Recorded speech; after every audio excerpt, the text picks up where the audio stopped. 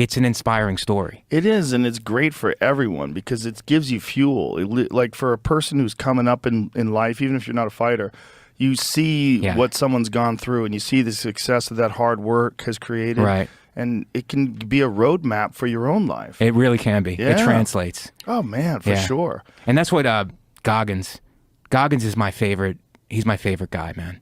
He's I watch amazing. all this stuff. I put on, there's this thing on YouTube called Goggins Motivation. So I'll be stretching and it's just him talking.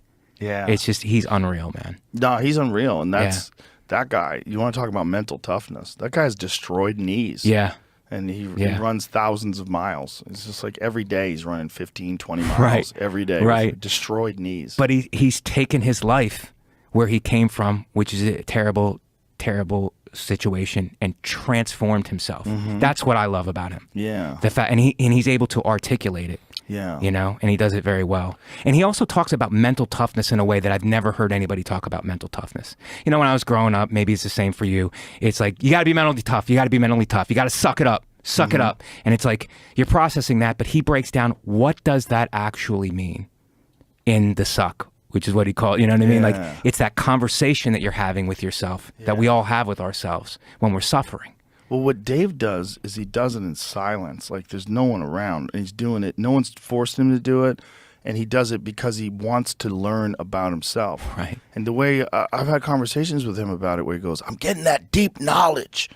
When I'm suffering, when I'm out there running those miles, I get that deep knowledge. I'm downloading information. Like, the way he's thinking about it, like his fucking heart is pounding, his knees are aching. Yeah. He doesn't want to keep going, but he's like finding his own threshold, finding his own limitations, and then knowing that he can push through that because he's done it before. I mean, he's almost died like multiple times with rhabdo and doing those 200-mile races and pissing fucking Diet Coke out of his dick.